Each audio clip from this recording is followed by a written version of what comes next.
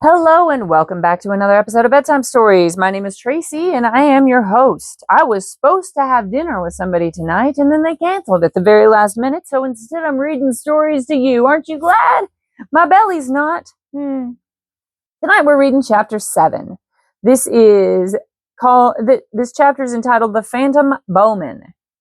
This is in the 4th book of the John Carter of Mars series. This is by Edgar Rice Burroughs, and the book is entitled Thuvia, Maid of Mars. Now, before I get started on this chapter, though, I need to ask you a series of very serious queries. Have you gone pee in the potty yet? Have you brushed your teeth?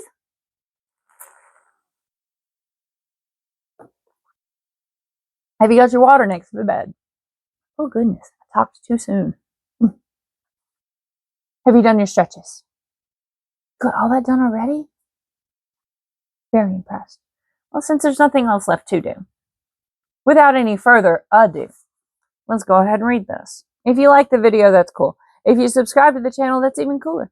But if you don't, it's fine. It's a free world. It should be anyway. And I'm acting as if. All right. Chapter 7, The Phantom Bowman. As Jav leapt toward him, Cathoras laid his hand upon the hilt of his longsword. The Lithorian halted.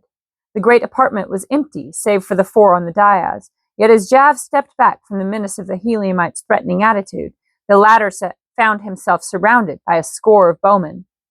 From whence had they sprung? Both Cathoras and Thuvia looked their astonishment. Now the former's sword leapt from its scabbard, and at the same instant the bowmen drew back their slim shafts. Tario had half raised himself upon one elbow. For the first time he saw the full figure of Thuvia, who had been concealed behind the person of Cathoras.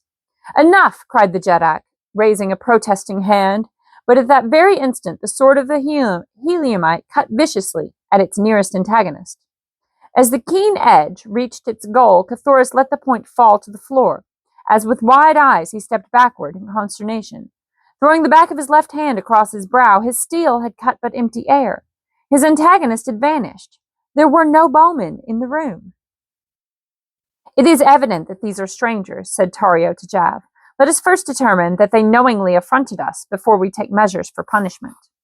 Then he turned to Cathoras, but ever his gaze wandered to the perfect lines of Thuvia's glorious figure, which the harness of a Barsoomian princess accentuated rather than concealed.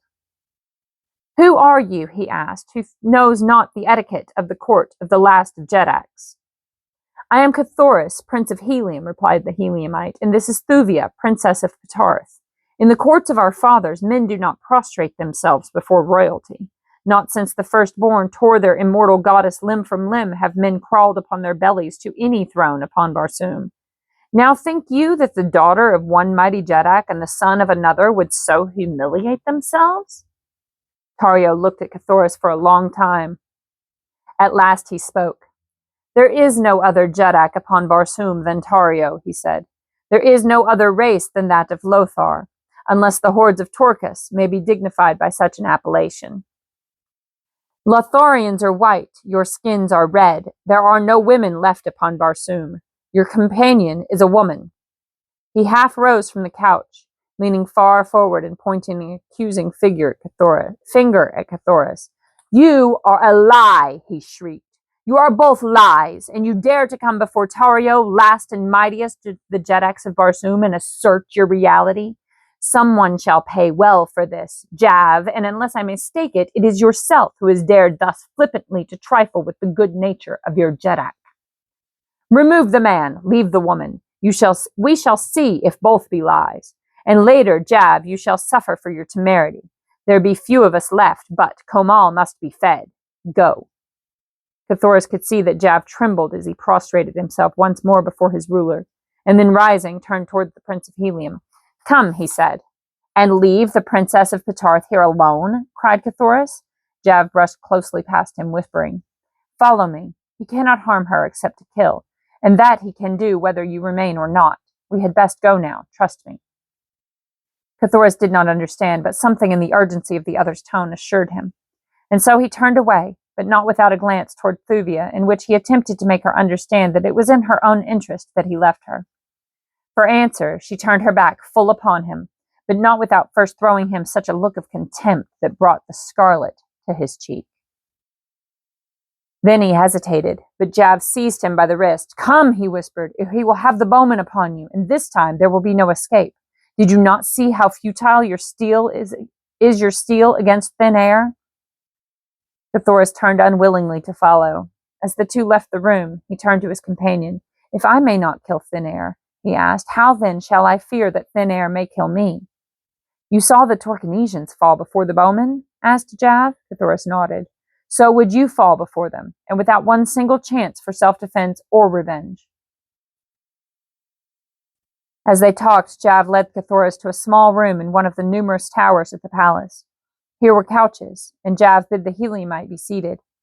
For several minutes, the Lotharian eyed his prisoner, for such Cthulhu now realized himself to be. "I am half convinced that you are real," he said at last. Cthulhu laughed. "Of course I'm real," he said. "What caused you to doubt it? Can you not see me, feel me?" "So may I see and feel the bowmen," replied Jav, "and yet we all know that they, at least, are not real." Cthulhu showed by the expression of his face his puzzlement at each new reference to the mysterious bowmen, the vanishing soldiery of Lothar. "What then may they be?" he asked. "You really do not know?" asked Jav. Cthulhu shook his head negatively. "I can almost believe that you have told us the truth, and that you are really from another part of Barsoom, or from another world. But tell me, in your own country, have you no bowmen to strike terror to the hearts of the green hordemen as they slay in company with the fierce banths of war?" "We have soldiers," replied Cthulhu. "We of the red race are all soldiers, but we have no bowmen to defend us, such as yours. We defend ourselves." "You go out and get killed by your enemies?" cried Jav incredulously. "Certainly," replied Cthulhu. "How do the Lotharians?" "You have seen," replied the other. "We send out our deathless archers, deathless because they are lifeless, existing only in the imaginations of our enemies. It is really our giant minds that defend us, sending out legions of imaginary warriors to materialize before the mind's eye of the foe. They see them, they see their bows drawn back, they see their slender arrows speed with unerring precision toward their hearts, and they die, killed by the power of suggestion." "But the archers that are slain?" exclaimed Cthulhu. "You called them deathless, yet I saw their dead bodies piled high upon the battlefield. How may that be?" "It is but to lend reality to the scene," replied Jav. "We picture many of our own defenders killed, that the Torcanesians may not guess that there are really no flesh and blood creatures opposing them. Once that truth becomes implanted in their minds, it is the theory of many of us, no longer would they fall prey to the suggestion of the deadly arrows. For greater would be the suggestion of the truth, and the more powerful suggestion would prevail. It is law." "And the Banths?" questioned Cthulhu. "They too were but creatures of suggestion?" "Some of them were real," replied Jav. "Those that accompanied the archers in pursuit of the Torcanesians were unreal. Like the archers, they never returned, but having served their purpose, vanished with the bowmen when the rout of the enemy was assured. Those that remained about the field were real. Those we loosed as scavengers to devour the bodies of the dead of Torcus. This thing is demanded by the realists among us. I am a realist. Tario is an etherealist. Etherealist? Oh my goodness. It's a combination of the word ethereal and realist. And it's hard to say. Etherealist. Yeah, we'll call it that. The etherealists maintain there is no such thing as matter, that all is mind. They say that none of us exists, except in the imagination of his fellows, other than as an intangible, invisible mentality. According to Tario, it is but necessary that we all unite in imagining that there are no dead Torcanesians beneath our walls, and there will be none, nor any need of scavenging banths. You then do not hold Tario's beliefs? Asked Cthulhu. In part only, replied the Lotharian. I believe, in fact I know, that there are some truly ethereal creatures. Tario is one, I am convinced. He has no existence except in the imaginations of his people. Of course, it is the contention of all of us realists that all etherealists are but figments of the imagination. They contend that no food is necessary, nor do they eat, but any one of the most rudimentary intelligence must realize that food is a necessity to creatures having actual existence. Oh, sorry. Yes, agreed Cathoris. Not having eaten today, I can readily agree with you. Ah, pardon me, exclaimed Jav. Pray be seated and satisfy your hunger. And with a wave of his hand, he indicated a bountifully laden table that had not been there an instant before he spoke. Of that, Cathoris was positive, for he had searched the room diligently with his eyes several times. It is well, continued Jav, that you did not fall into the hands of an etherealist. Then, indeed, you would have gone hungry.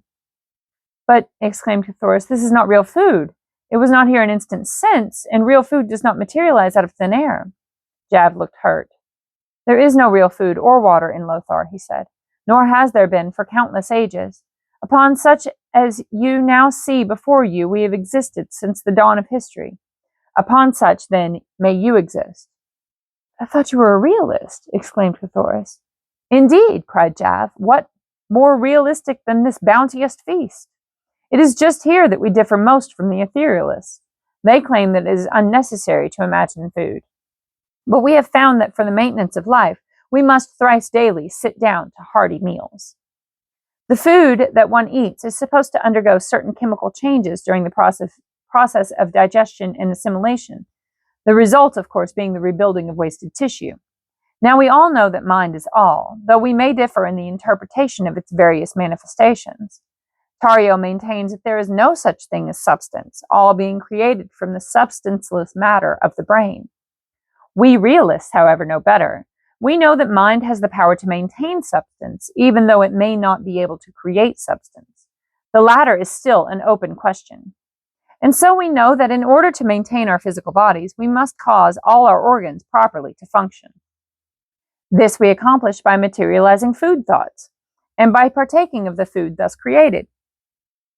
We chew, we swallow, we digest.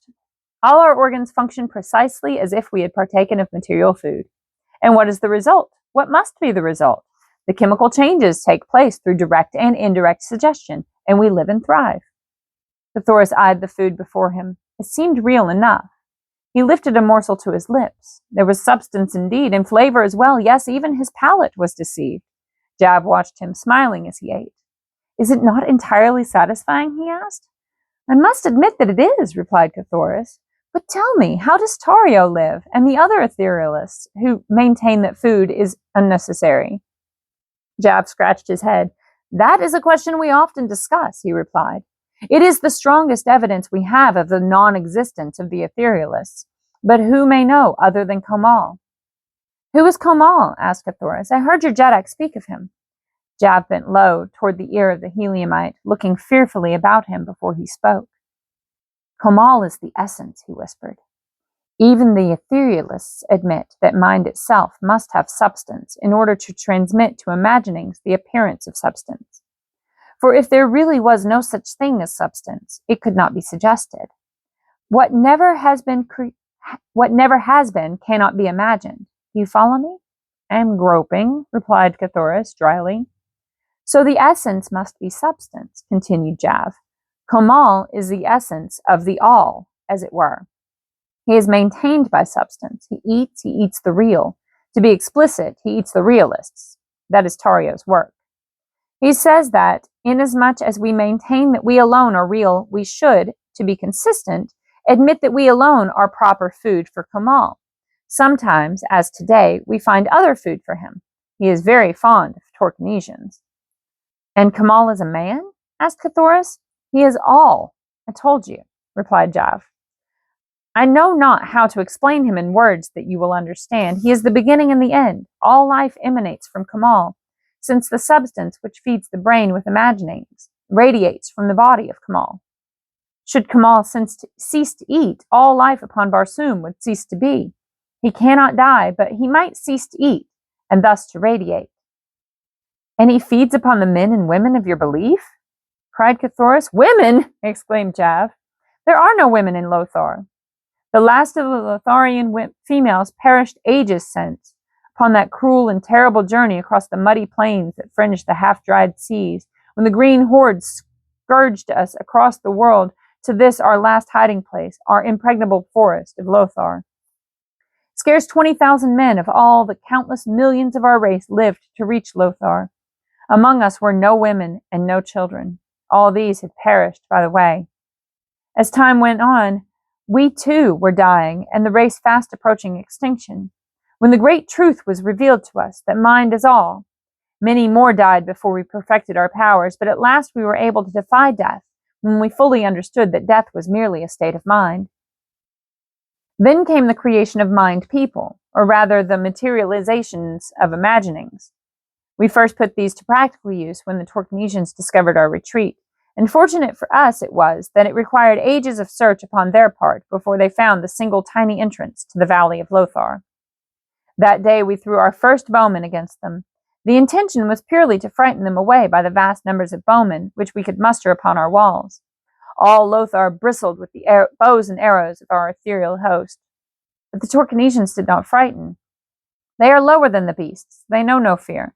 They rushed upon our walls, and standing one upon the shoulders of others, they built human approaches to the wall tops, and were on the very point of surging in upon us and overwhelming us. Not an arrow had been discharged by our bowmen. We did but cause them to run to and fro along the wall top, screaming taunts and threats at the enemy. Presently I thought to attempt the thing, the great thing. I centered all my mighty intellect upon the bowmen of my own creation. Each of us produces and directs as many bowmen as his mentality and imagination is capable of. I caused them to fit arrows to their bows for the first time. I made them take aim at the hearts of the green men. I made the green men see all this, and then I made them see the arrows fly, and I made them think that the points pierced their hearts. It was all that was necessary. By hundreds they toppled from our walls, and when my fellows saw what I had done, they were quick to follow my example, so that presently the hordes of Torcus had retreated beyond the range of our arrows. We might have killed them at any distance, but one rule of war we have maintained from the first, the rule of realism. We do nothing, or rather we cause our bowmen to do nothing within the sight of the enemy that is beyond the understanding of the foe. Otherwise they might guess the truth, and that would be the end of us. But after the Torquenesians had retreated beyond bowshot, they turned upon us with their terrible rifles, and by constant popping at us, made life miserable within our walls. So then I bethought the scheme to hurl our bowmen through the gates upon them. You have seen this day how well it works. For ages they have come down upon us at intervals, but always with the same results. And all this is due to your intellect, Jav? Asked Cthoris. I should think that you would be high in the councils of your people. I am, replied Jav proudly. I am next to Tario. But why then your cringing manner of approaching the throne? Tario demands it. He is jealous of me. He only awaits the slightest excuse to feed me to Kamal. He fears that I may someday usurp his power. Cthoris suddenly sprang from the table. Jav, he exclaimed, I am a beast. Here I have been eating my fill, while the princess of Patarth may perchance be still without food. Let us return and find some means of furnishing her with nourishment. The Lotharian shook his head. Tario would not permit it, he said. He will, doubtless, make an etherealist of her. But I must go to her, insisted Cthoris. You say that there are no women in Lothar? Then she must be among men. And if this be so, I intend to be near where I may defend her if the need arises. Tario will have his way, insisted Jav. He sent you away, and you may not return until he sends for you. Then I shall go without waiting to be sent for. Do not forget the bowmen, cautioned Jav. I do not forget them, replied Cthoris, but he did not tell Jav that he remembered something else that the Lotharian had let drop, something that was but a conjecture, possibly, and yet one well worth pinning a forlorn hope to, should necessity arise. Cthoris started to leave the room. Jav stepped before him, barring his way. I have learned to like you, Red Man, he said, but do not forget that Tario is still my Jeddak, and that Tario has commanded that you remain here. Cthoris was about to reply when there came faintly to the ears of both a woman's cry for help. With a sweep of his arm, the Prince of Helium brushed the Lotharian aside, and with drawn sword sprang into the corridor without. And that's the end of chapter 7. That was exciting, wasn't it? Oh my goodness. Well, have we found a friend or a foe? I don't know. Probably a friend. Sounds like he's probably going to help us help Cthoris overthrow the Jeddak of Lothar. But we'll have to wait and see, won't we? Well, that's all for tonight. Dream big. Good night. Sleep tight. Don't let the bed bugs bite. And if they do, you bite them back. They're terrible. Actually, don't bite them back. Get an exterminator and get rid of the bed bugs. They're terrible things to have. And they spread disease and make you itch. And I've never had them, and I hope I never do. Knock wood, knock wood, knock wood. I don't want it. Good night. I love you.